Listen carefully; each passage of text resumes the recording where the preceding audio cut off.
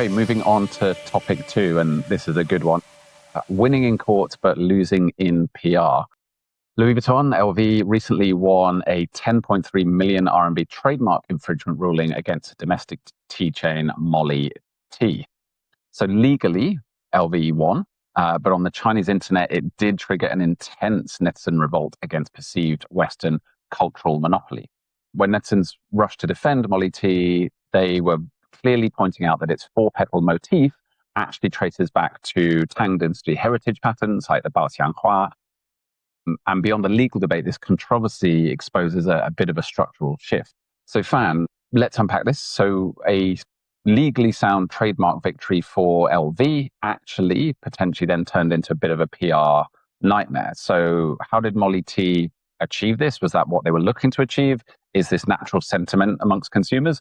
And honestly, can I ask you, what do you think happened in terms of using LV's IP versus actually going back to Tang Dynasty heritage to inspire the Molly Tea brand? I think it's a very tricky situation, right? Because if you talk about, let's say, from a capitalism perspective, whoever trademarks it first is the owner, right?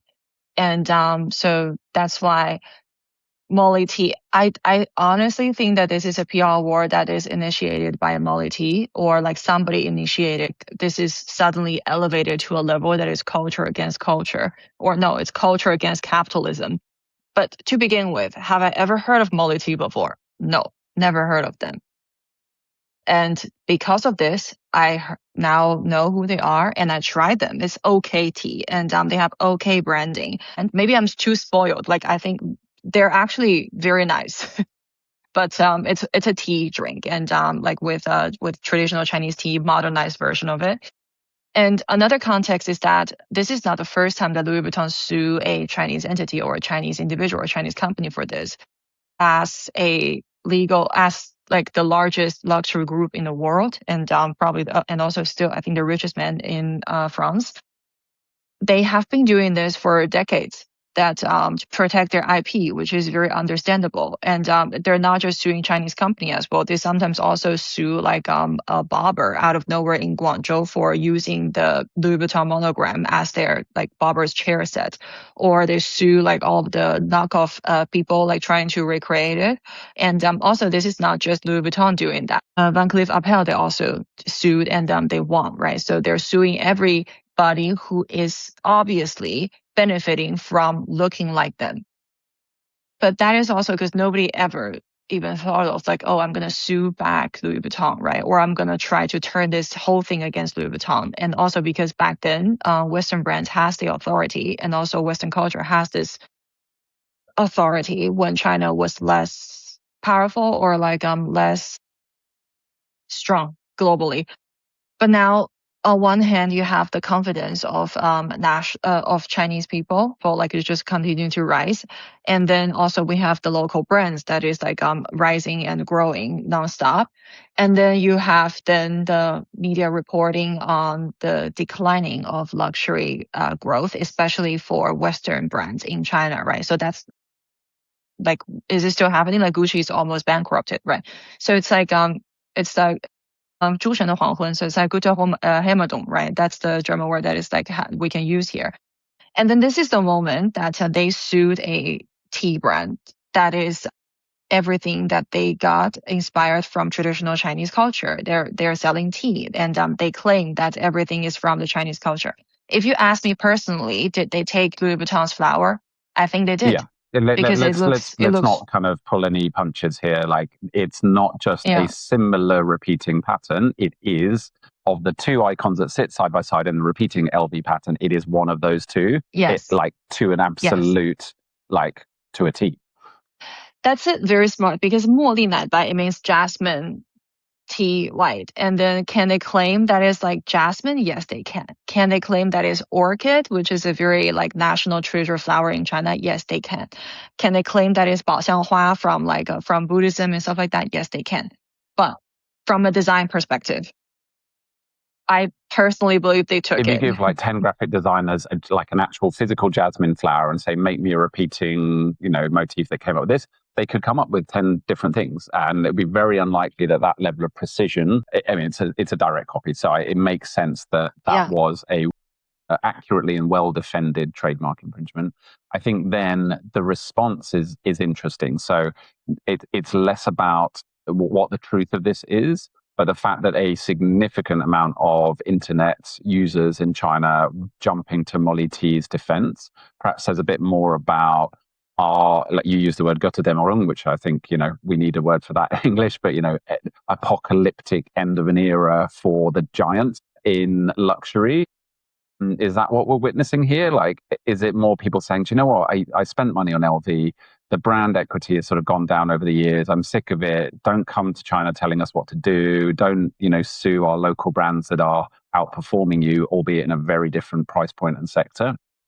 Are fans saying we're sick of that? Is that what's behind the story? I think it's not just that. It's definitely has part of that, but it's not just that because Molly. So it's a very smart thing, which nobody's gonna admit that it's like a proactive initiative from Molly T, the brand, but it's just so obvious who is leading the narrative, right? And Louis Vuitton, of course, like as a what's the word? Like as a person who holds a gun, you cannot try to go kick a person who just owns a stone, right? And then that is the comparison here. Then that's why Louis Vuitton cannot say anything. I feel sorry for them.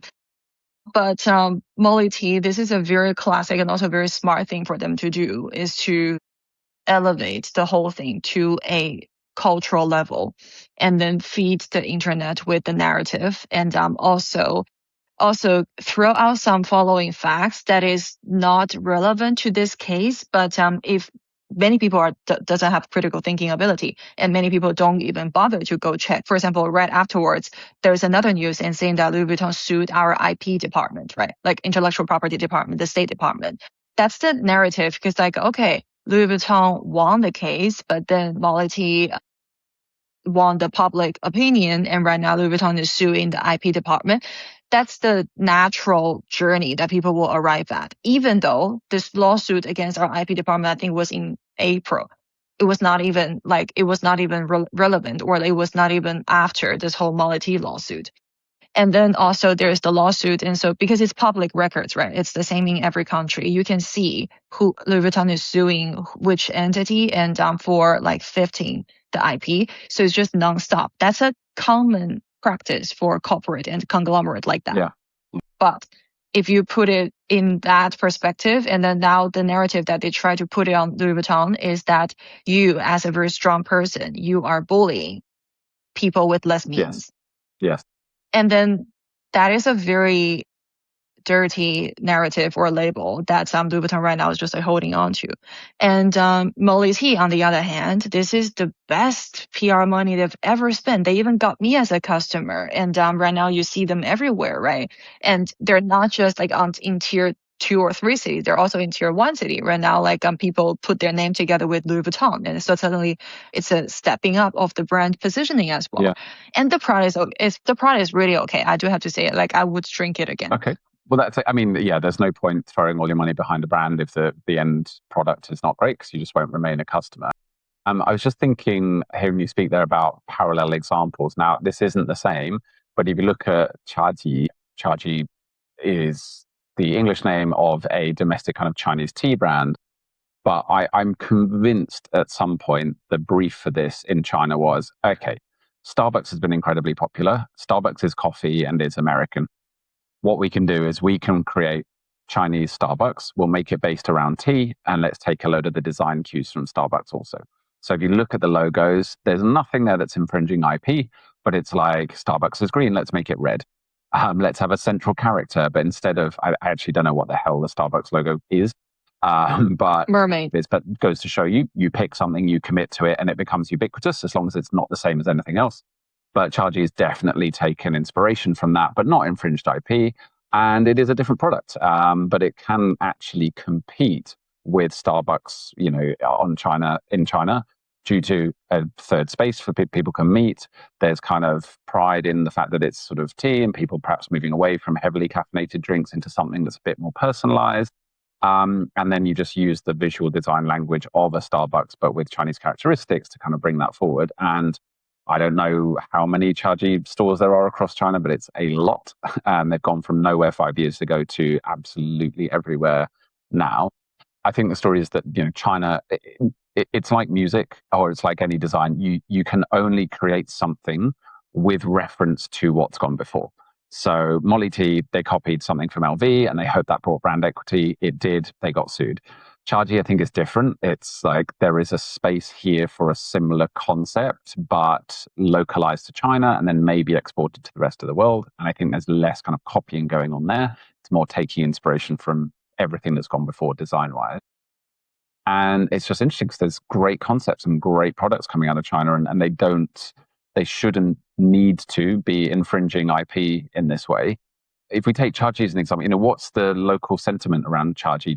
Do you drink Chagee when you're in China? We were there recently. I don't think I saw any of us actually setting foot in Chagee. So what's the difference there? Is it the product? Because that's something that I think a lot of like non-Chinese doesn't understand is that Molly Tea or Chagee or even like coffee shops like Manor, or right now the trending one is Grid.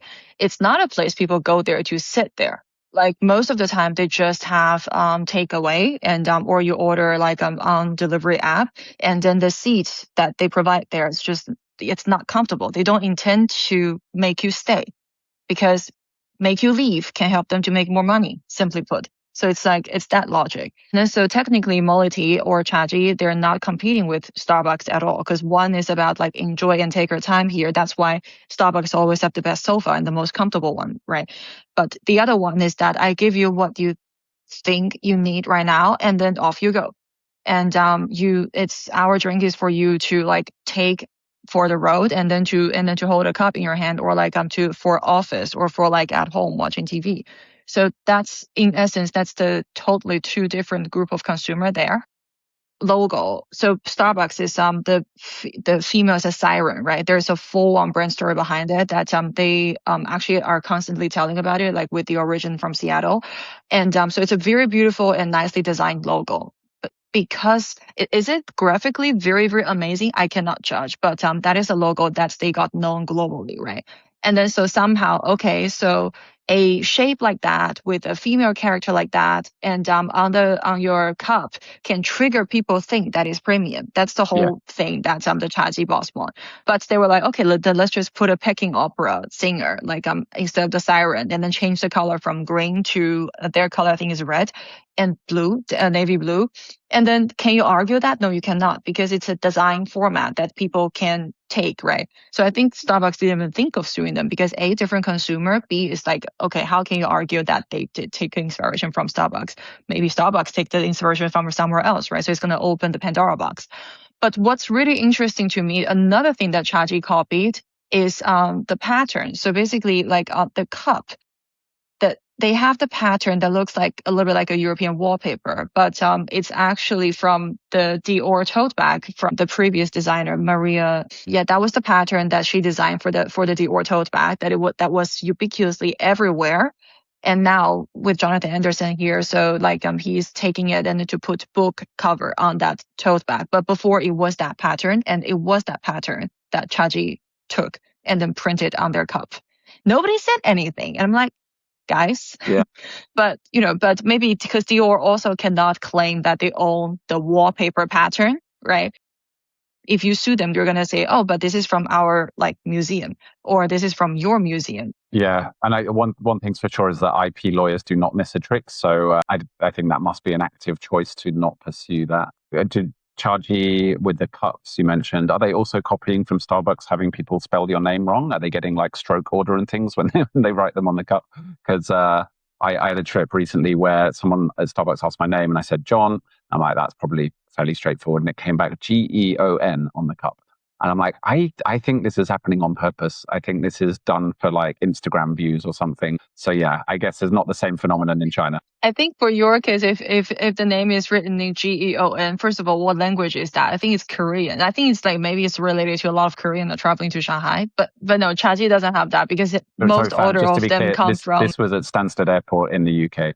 Oh, really? Yes. Okay. Yeah, so I think that was No. quite special. Maybe that should be my K-pop name. I might move on to be Gion, some Yeah, sort it's of Gion. global phenomenon.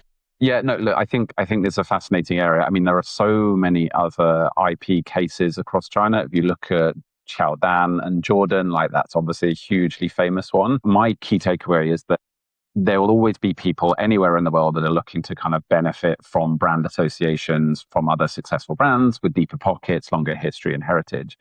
I think what we're seeing now is like the rise of excellence from China, both in terms of product and in terms of brand narrative and strategy. And it's a shame that something like Molly Tea gets the headlines because I believe they did copy LV. When there is so much creativity and uniqueness coming out of China and business strategy all combined to create something quite exceptional. So I don't know if you had any closing thoughts on this, but for me, the takeaway is this is an unnecessary thing to happen as China's prowess in brand and product development is really rising. Yeah, I don't know. The whole thing turned out to be a bit of a joke, right? Because Molly Tea's target audience is not Louis Vuitton's consumer.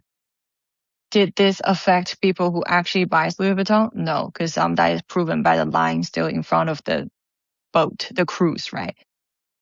So, but online it looks bad, even though it actually did it hurt their sales yet? I don't know yet, but online it looks bad because a group of people who maybe is not Louis Vuitton's consumer from the get-go right now is claiming that Louis Vuitton is a bad brand.